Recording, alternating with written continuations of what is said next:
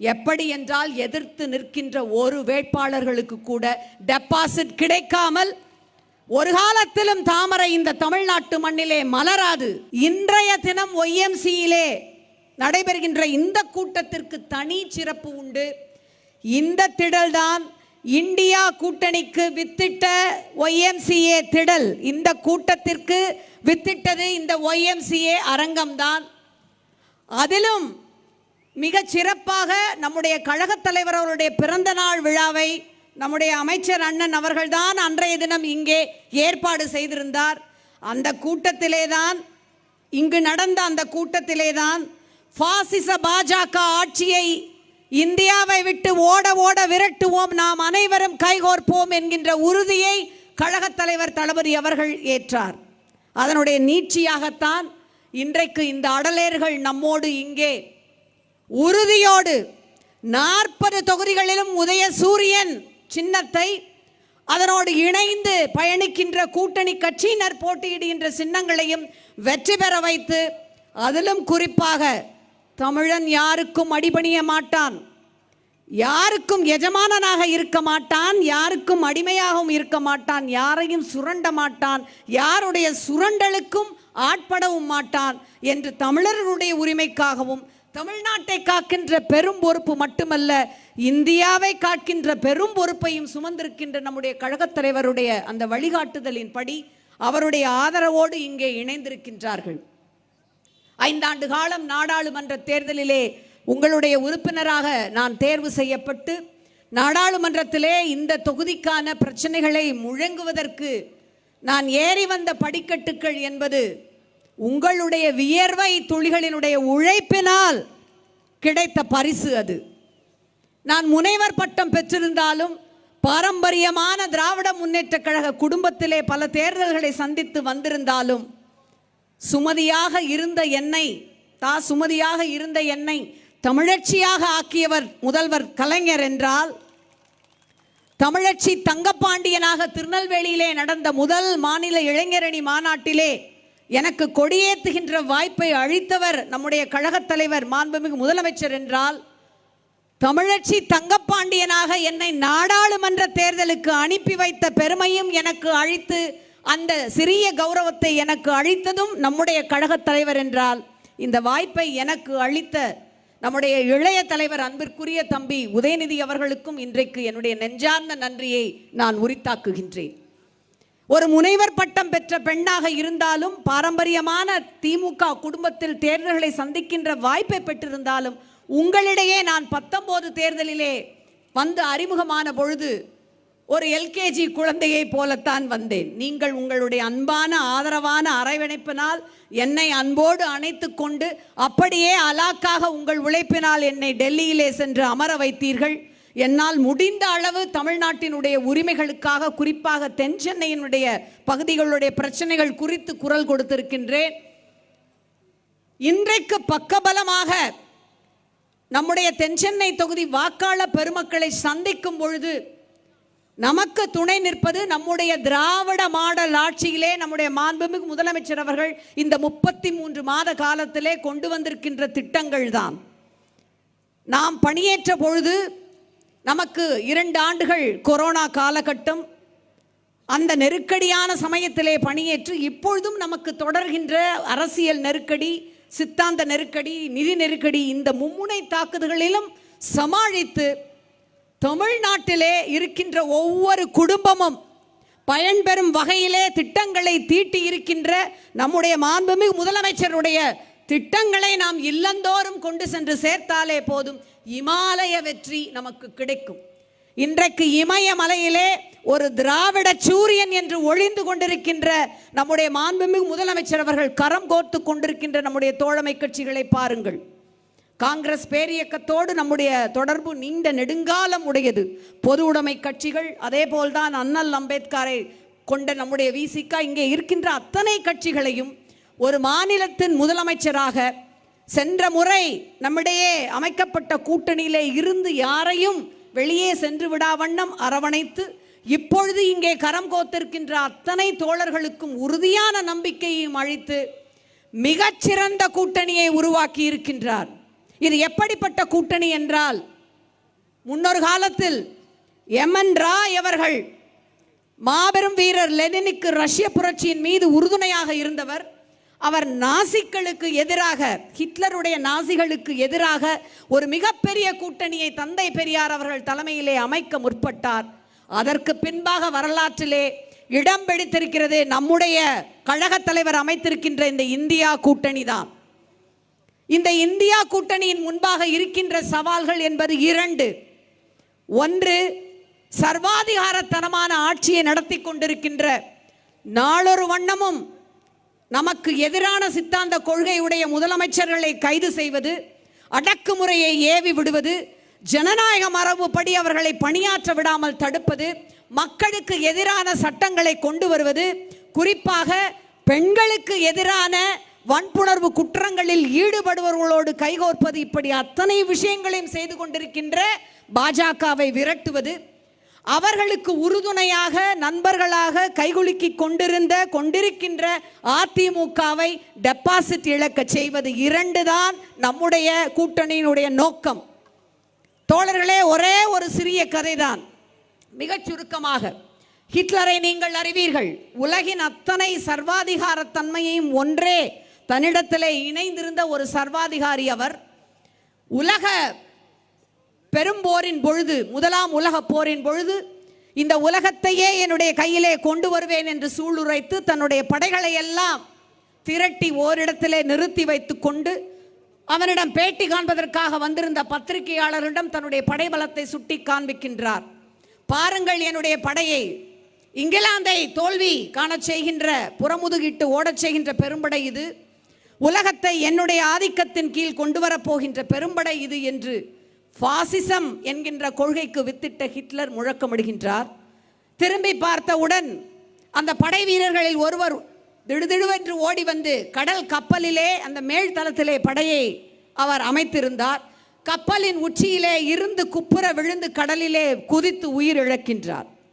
மிக பெருமையோடு ஹிட்லர் அந்த பத்திரிகையாளரை பார்க்கின்றார். என்னுடைய கண் அசைவிலேயே முதல் வீரன் எப்படி வந்து குதித்து உயிரிழந்தான் பார்த்தீர்களா என்று. நெக்ஸ்ட் என்கின்றார். இரண்டாவது வீரனும் எந்த கேள்வியும் கேட்காமல் ஓட்டமாக ஓடி வந்து கடலிலே குதித்து உயிரை விடுகின்றார். ஹிட்லருக்கு பெருமிதம் தாங்க முடியவில்லை. அடுத்து திரும்பி பார்க்கின்றார். மூன்றாவதாக ஒரு வீரனும் தலைதெறிக்க ஓடி வருகின்றார் உயிரை விடுவதற்காக.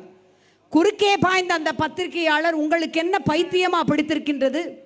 அவர்தான் ஏதோ உளறுகின்றார் என்றால் என்ன ஏது என்று கேட்காமல் ஏன் இப்படி தலைகுப்பர விழுந்து உங்கள் உயிரை தியாகம் செய்ய முன் வருகிறீர்கள் என்று. அதற்கு அந்த படை வீரன் சொன்னாராம், இந்த பைத்தியக்காரரிடம் இருப்பதை விட கடலிலே குதித்து உயிரை மாய்த்து கொள்வது எவ்வளவோ மேல் என்று. யார் யாரை சொல்லுகிறேன், எது எதனை சுட்டுகிறது என்பதையெல்லாம் உங்களுக்கு மிக நன்றாக தெரியும். நமக்காக, மிக குறிப்பாக தென் சென்னை வெள்ளத்தின் போது நாம் அனைவரும் துன்பத்தில் துயரத்தில் இருந்த பொழுது நம்மை எட்டி பார்க்காத ஒன்றிய அரசு, நமக்கு என்று ஒன்று வேண்டும், நிதி உதவி தாருங்கள் என்று மாண்புமிகு முதலமைச்சர் 38,000 கோடி உதவி வேண்டும் என்று உதவி கோரி விண்ணப்பம் வைத்த பொழுது செவி சாய்க்காத பிரதமர், தேர்தல் என்றவுடன் மட்டும் 3-4 முறை தமிழ்நாட்டுக்கு வருகின்ற பிரதமர், குஜராத்திலே சைக்ளோன் என்றவுடன் தனி ஹெலிகாப்டரிலே பறந்து சென்று அந்த மாநிலத்தின் முதலமைச்சருக்கு 1000 கோடி ரூபாயை தந்த ஒன்றியத்தினுடைய பிரதமர், அந்த முதல்வரை மட்டும் குஜராத்தின் முதல்வர் என்று அணைத்து கொண்ட பிரதமர், நமக்கு என்று, தமிழர்களுக்கு, தமிழச்சிகளுக்கு என்று நம் துயரத்திற்காக இதுவரையிலும் அதனை துடைப்பதற்கு ஒரு அம்மஞ்சல்லி கூட தரவில்லை.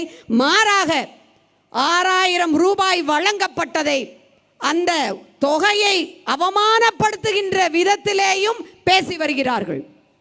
தமிழர்கள் தங்களுடைய தன்மானத்தை யாருக்காகவும் இழக்க மாட்டார்கள் என்பதை அவர்களுக்கு நாம் இந்த தேர்தலின் மூலமாக நிச்சயமாக பாடம் புகட்ட வேண்டிய தருணம் இது. அனைவரும் ஒன்றிணைந்து நம்முடைய எல்லா விதமான சிறு சிறு வேறுபாடுகள் இருந்தாலும் அவற்றையெல்லாம் மறந்து, நெற்கதிர் நன்றாக விளைந்திருக்கின்றது, அனைத்து வகையிலும் அதனை எடுத்து வருவதற்கு தயாராக களப்பணியாற்ற தோழர்கள் அணிவகுத்து இருக்கிறார்கள். இனிமேல் களத்திற்கு அவற்றை கொண்டு சேர்க்க வேண்டியது நம்முடைய பொறுப்பு. திராவிட முன்னேற்ற கழகம் தான் இந்தியாவிலேயே முதல் மாநிலமாக ஒரு வருடத்திற்கு முன்பாக BLA 2 கூட்டங்களை எல்லாம் நடத்தி முடித்த பெருமைக்கு சொந்தக்காரரான கழகம். அந்த வகையிலே அனைத்து தரப்பு மக்களையும் நாம் சென்று சேர வேண்டும் என்றால் நம்முடைய மாண்புமிகு முதலமைச்சர் நமக்காக இந்த 3 ஆண்டுகளில் செய்திருக்கின்ற திட்டங்களை கொண்டு சென்று சேர்ப்போம். அயராமல் நாம் களத்திலே ஒரு 20 நாட்கள் பணியாற்றினால்தான் 40 இடங்களையும் நம்முடைய கூட்டணி வென்றெடுக்க முடியும். தேர்தல் களம் என்பது நமக்கு புதியது அல்ல. மாநகராட்சி தேர்தலிலே 100 இடங்களிலே நாம் முதலாக அதிக இடங்களை கைப்பற்றி அந்த காலம் தொட்டு சென்ற தேர்தல் வரையிலும் அனைத்து தேர்தல்களிலும் நீங்கள் சிறந்த களப்பணியாளர்கள் என்று இந்த உலகிற்கு நிரூபித்திருக்கிறீர்கள். அதனை மீண்டும் நாம் நிரூபித்தாக வேண்டும். எப்படி என்றால் எதிர்த்து நிற்கின்ற ஒரு வேட்பாளர்களுக்கு கூட டெபாசிட் கிடைக்காமல் ஒரு காலத்திலும் தாமரை இந்த தமிழ்நாட்டு மண்ணிலே மலராது. எப்படி என்றால் அன்றைக்கு ஹிட்லரை எதிர்த்து எப்படி ஒரு ஸ்டாலின் ரஷ்யாவிலே இருந்தாரோ, நெப்போலியனுடைய படைகளை எப்படி இங்கிலாந்திலே இருக்கின்ற ஒரு தளபதி வென்றெடுத்தாரோ, அப்படி இந்த ஒன்றிய பாஜக, குறிப்பாக நம்முடைய ஒன்றிய மாண்புமிகு பிரதமர் அவருடைய தோல்வி என்பது இந்த தமிழ்நாட்டு மண்ணிலே நிர்ணயிக்கப்படுகின்றது என்பதை நாம் நிரூபித்தாக வேண்டும். என்னுடைய அன்பான உடன்பிறப்புகளே, தோழமை கட்சியை சார்ந்தவர்களே, அனைவருக்கும் ஒன்றை நினைவூட்டி நான் நிறைவு செய்கின்றேன். தோழமை கட்சிகளோடு இணைந்து எப்பொழுதும் வெற்றியை ஈட்டுவதிலே திராவிட முன்னேற்ற கழகம் தனித்ததொரு சரித்திரம் படைத்திருக்கின்றது. பேரறிஞர் அண்ணா காலம் தொட்டு கொள்கைக்காக மட்டுமே, வேறு வேறு சித்தாந்தங்களை கொண்டிருந்தாலும் சரி, கொள்கைக்காக இணைந்த கூட்டணியை உருவாக்குவதுதான் பேரறிஞர் அண்ணா, தலைவர் கலைஞர், இன்றைக்கு நம்முடைய மாண்புமிகு முதலமைச்சர் அவர்கள் எடுத்து தொடர்ந்து வந்திருக்கின்ற பாதை.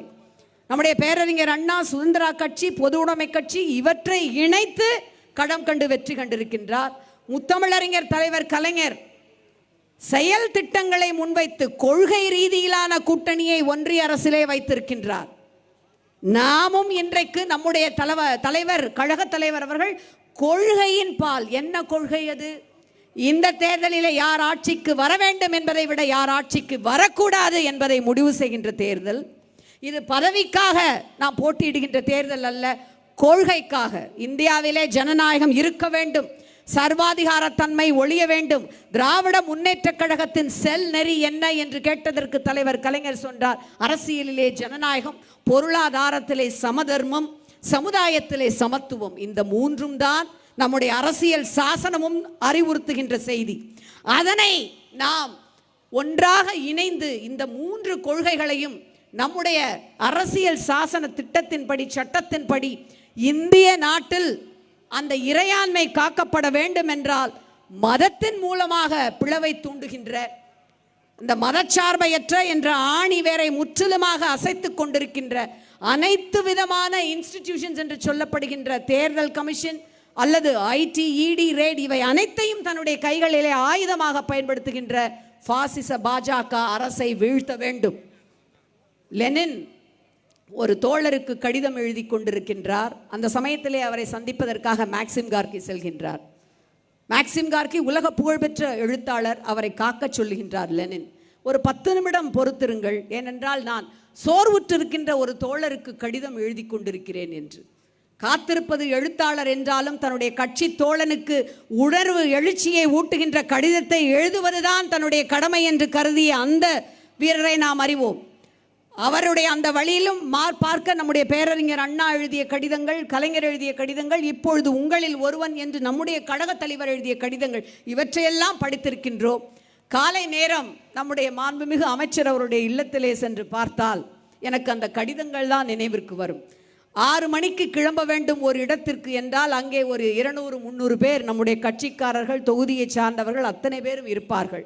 6 மணிக்கு கிளம்ப வேண்டும் என்றாலும் சரி, அரை மணி நேரம் ஒதுக்கி அத்தனை பேரையும் சந்தித்து விட்டு செல்லுகின்ற ஒரு அமைச்சர், செயல் வீரர் அவர் களத்திலே நமக்கான அத்தனை வியூகங்களையும் அமைத்து நம்மோடு உடனிருந்து அழைத்து செல்ல இருக்கின்றார். அவருடைய கரத்தை வலுப்படுத்தவும், நம்முடைய கழக தலைவர் அவருடைய கனவை நிறைவேற்றவும், தோழமை கட்சிகள் அத்தனை பேருடைய ஆதரவையும் வேண்டி என் மீது நம்பிக்கை வைத்து கழக தலைவர் அளித்திருக்கின்ற இந்த வாய்ப்பிற்கு நன்றி கூறி, உங்களிடையே உங்களில் ஒருத்தியாக, உங்கள் வீட்டு பெண்ணாக, உங்களுக்காக உங்கள் தொகுதியிலே பாராளுமன்றத்திலே குரல் கொடுத்த அந்த அன்பான உரிமையோடு உங்கள் அனைவரிடமும் நீங்கள் 40 தொகுதிகளிலும் நம்முடைய இந்தியா கூட்டணி கட்சியை சார்ந்தவர்களை வெற்றி பெற செய்ய வேண்டும்.